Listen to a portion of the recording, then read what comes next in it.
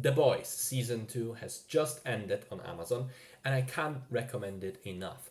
I remember when the first season came out last year, and I was reluctant to watch it based on the trailers. But then a friend of mine told me, "You need to see this." And 2 episodes in, I was hooked completely.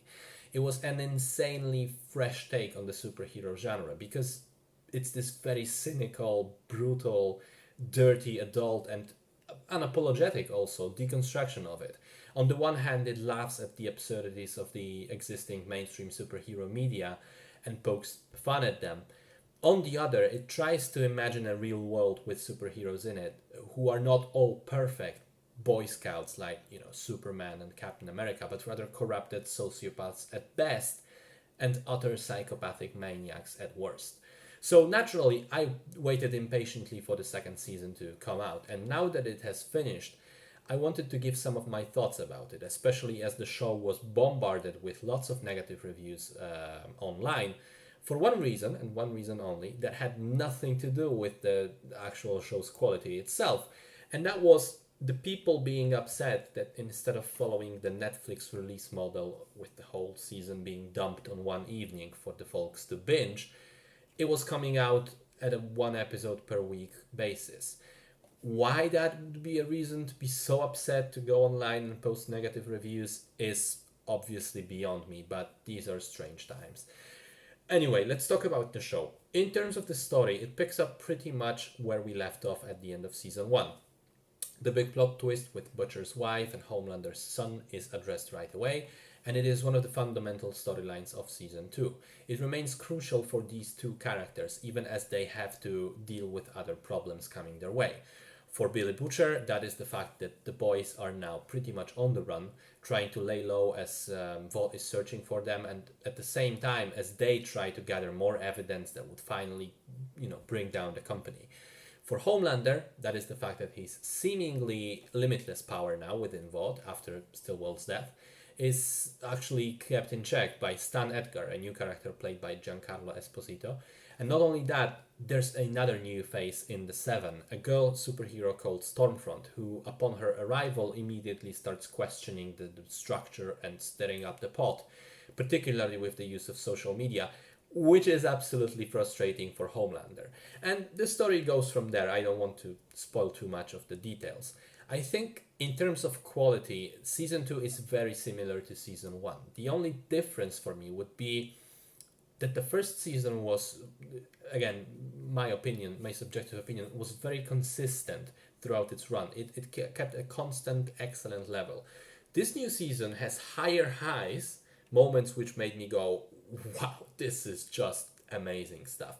But I also felt it has lower lows, so to speak. There are times when things slow down or the dialogue felt a little bit clunky, minor missteps overall. I'd say at the end of the day, it evens itself out. And if I was to score the two seasons, I would probably give both of them about an 8 out of 10. The freshness is still there. That sense of we don't give a shit attitude in terms of the comedic aspects, but also in terms of the actual socio-political commentary. The show is completely unafraid to take shots at the modern day social media culture, corporate bullshit relating to PR, and alt-right emergence in the US. And surprisingly enough, cults as well, and more specifically Scientology. In general, Hollywood tries to steer clear of those things, so I was surprised that they had more than a few laughs at cults in here, and it was even more hilarious that that's all part of Deep's storyline, who, a minor reminder, opened the first season as a massive scumbag only to spend the entire rest of it getting dragged through the mud in terms of all the awful comeuppance that came to bite him in the ass. I'm very pleased to say that only continues here. It's just reduced completely to a running joke. Fortunately, one that really, really works. I also really liked the new character Stormfront. When she enters the scene, you initially kind of like her. She's like this breath of fresh air, speaks her mind, challenges the status quo, etc. And so I was surprised to go on the internet and see people being confused about the name of the character, because apparently Stormfront is the most active neo-Nazi online community in the US. So people were like, why would you call your character that? Didn't you spot the similarities? Is this just a coincidence?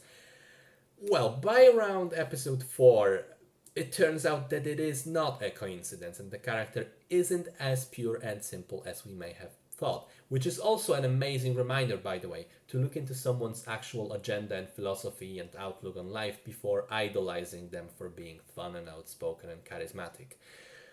Billy Butcher and Homelander are once again pitch perfect, particularly the latter one, who still remains my favorite character of the entire show.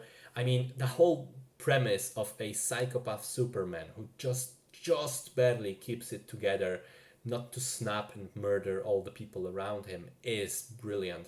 And the way Anthony Starr plays him with all the subtle facial expressions and the little tics is absolutely mesmerizing. If there was one thing that slightly disappointed me, it would be that Giancarlo Esposito seems a little bit underutilized. He's very much typecast here as this ruthlessly cold and intelligent mastermind behind the scenes.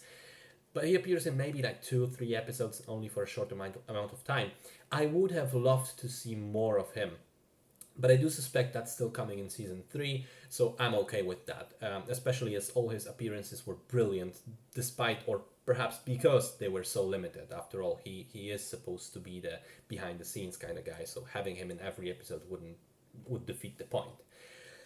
Overall, I'm very happy to say that the show seems not only to not lose steam as it goes on, it actually improves on a lot of its aspects. Season 2 ended up being just as fantastic as the first one. I really enjoyed it and I can't wait for the next one already. Great stuff.